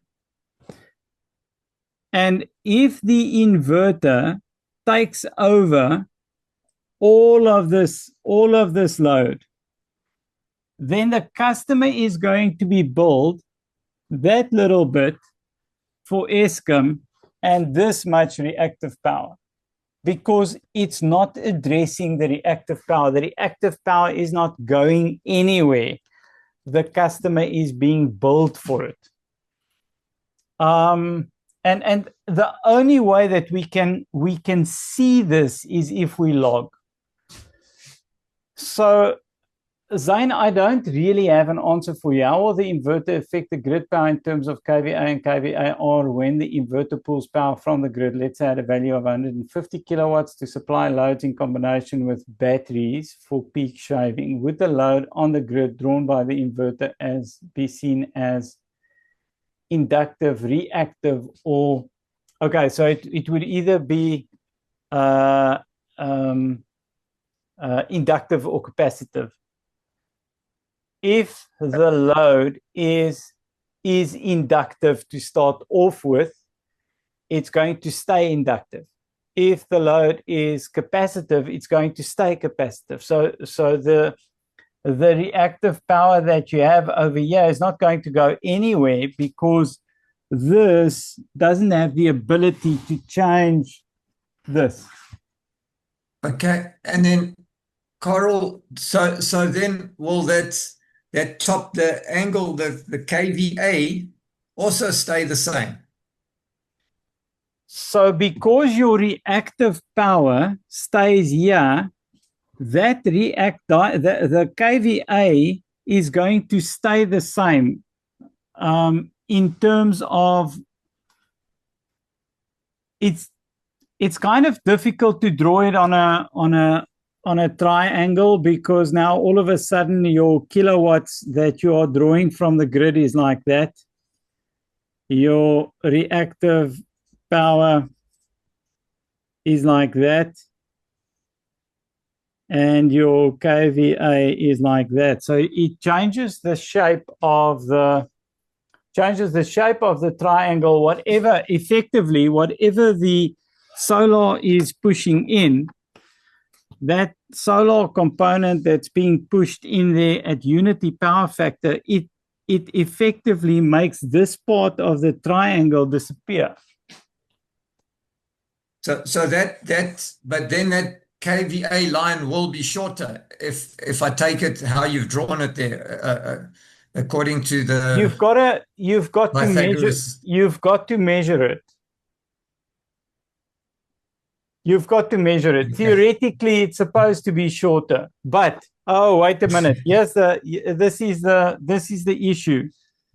The relationship between the amount of real power that is drawn in relation to apparent power now becomes skewed. So your customer is billed with a penalty because his power factor is so bad. So this rate over here, the kVA tariff actually goes up because the customer now starts paying penalties because the kVA in relation to the real power is out of whack.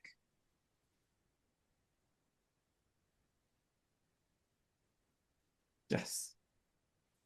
Yeah, it's fascinating. It's beautiful. You got to try and teach a salesman this. No. I think there are lots of electricians who don't get it. Certainly at the site that we've had over here at the wine farm is not getting it, because if you think about it logically, it doesn't make sense. You would want this to become less, but that is ridiculous. And as soon as you add harmonics to this equation, it actually changes the shape of the triangle.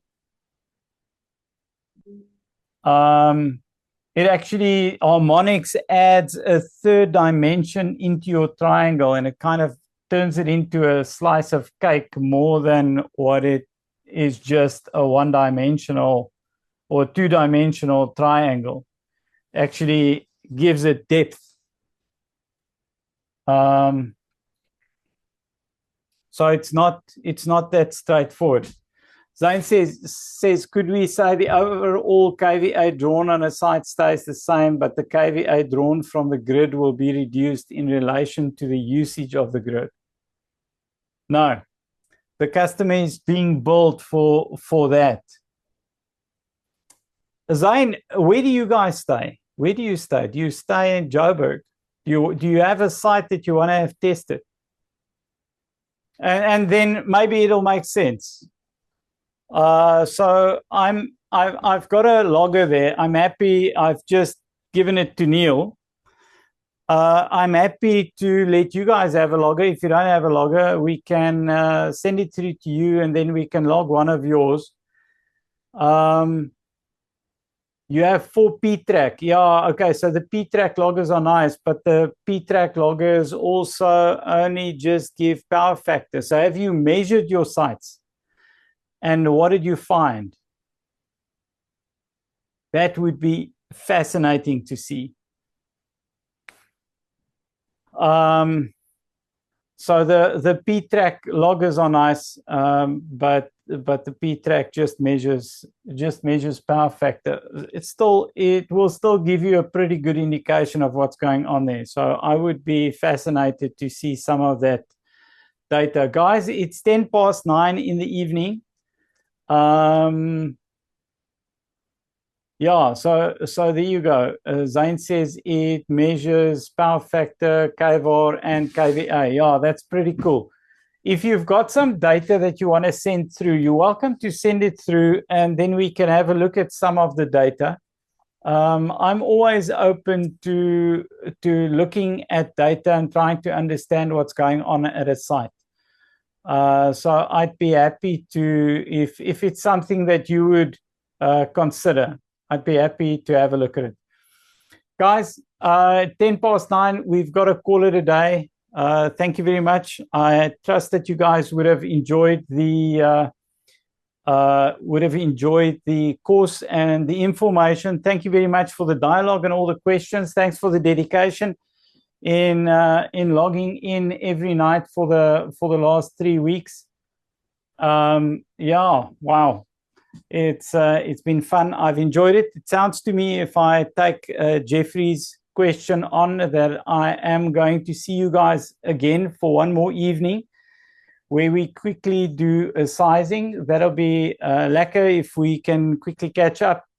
Maybe in a couple of weeks' time, it would have given you guys some time for the information just to settle and sink in. I could have had some time to look at some data from some of the sites, and we can give you guys some feedback on what we saw and what has come out of the group, and whether there's anything else of interest that can be shared. So, yeah, thank you very much. It's been fun. If there's anything else that you need or that you're wondering about, you're welcome to post it in the WhatsApp group. That'll be amazing. I always look forward to looking at stuff and trying to see whether problems can be solved. AJ sent some info through. AJ, what is that? That looks like a municipal bill. That looks like a... That is our municipality bills on the farms. So when you take the farmer off grid, they come and fetch a transformer. So the full amount is what he used normally to do his payback with. Because we go full off grid. There's no... they come and... I see what you're saying. Okay, but you are taking farmers off grid. Yeah. Okay, so once you do an installation, you get Eskom to come and fetch the transformer. That is insane. That is, wow. You know how nice that is to see them to come and take it. Very nice. And then you get your deposit back. Okay. AJ, that sounds amazing. Excellent. Thank you very much for sharing, AJ. That is fascinating. I like hearing these stories where guys say they're going off grid. In the city of Cape Town, you're not allowed to go off grid if you're on a stand that has a service available. So they force you to stay connected. So if you are in the privileged position of going off grid, that's amazing. Thank you very much for sharing that. Guys, it's been fun.